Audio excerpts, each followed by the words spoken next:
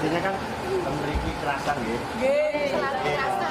Sehat, terus untuk kebutuhan rumah tangga cukup. Kalau pembimbing dan itu bagian apa? Ini besok kalau sudah jadi gubernur kita nggak mungkin bisa. Tangannya yang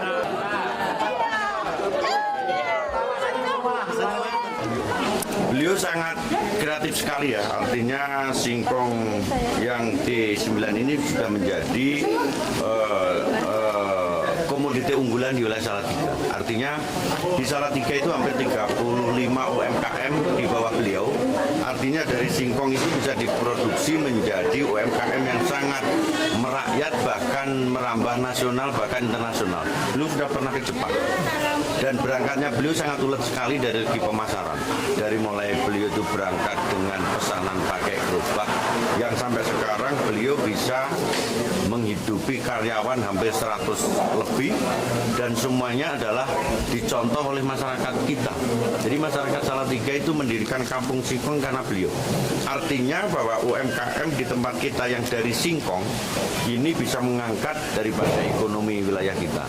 Apalagi kalau lihat bahan bakunya singkong itu dari daerah lereng Gunung Sumbing, dari Batang, kemudian dari mana itu Wonosobo dan lain sebagainya. Yang sebelumnya singkong itu hanya dipandang sebelah mata, ternyata dia bisa menjadi suatu industri yang sangat mengagumkan.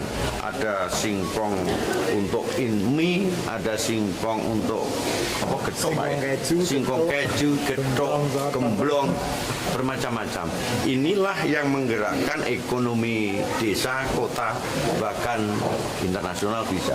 Dan ini kewajiban pemerintah atau negara hadir untuk nantinya UMKM semacam ini harus ada pendampingan sehingga kita mempunyai suatu inovasi, kolaborasi dengan kita datang, kemudian nanti terkait dengan pemasaran adalah kita tidak ketinggalan dengan digitalisasi di tempat kita.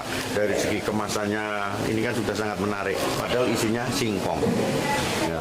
Dan kita mengetahui bahwa saya sudah cek itu cara pembuatannya dan lain sebagainya.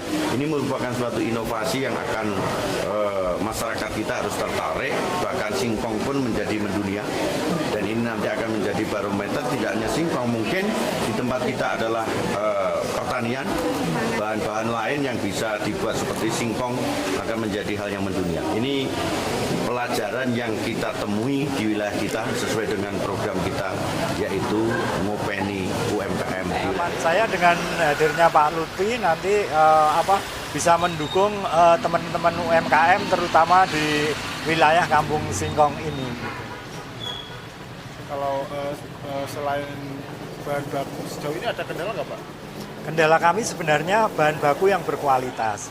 Sebenarnya singkong itu banyak, cuma yang bisa dibuat singkong keju itu memang tidak terlalu banyak gitu. Jadi memang perlu penanganan khusus mulai dari awal sampai panen sampai akhir gitu. Itu yang harus singkong yang besar atau seperti apa, atau ada jenis bibit sendiri Pak? Sebenarnya kalau untuk ukuran singkong nggak masalah ya, mungkin standar aja antara 4 cm sampai 10 cm gitu. Dan itu biasanya singkong yang lebih agak muda gitu. Jadi bisa dipakai untuk singkong keju gitu. Pak, kendala teman-teman UMKM ini kan pemasaran ya. Kalau tadi bicara dengan Pak Lutfi, kira-kira apa Pak yang ingin digenjot untuk tahun depan ketika Pak Lutfi jadi gubernur? Ya pengennya tentu kita akan didatangkan investor atau paling tidak UMKM ini dipromosikan kemanapun gitu. Jadi campur tangan beliau itu semoga bermanfaat yang lebih besar untuk kampung kuliner singkong. Pak, ternyata selama ini perhatian dari pemerintah seperti apa Pak? Sebenarnya sudah lumayan, jadi pemerintah itu ngasih banyak kemudahan kepengurusan PIRT, sertifikasi halal, bahkan bantuan-bantuan peralatan masak, pengolahan limbah dan lain-lain, dan itu sebenarnya sudah sangat bagus dan berarti sekali buat keluarga besar singkong, kampung singkong ini.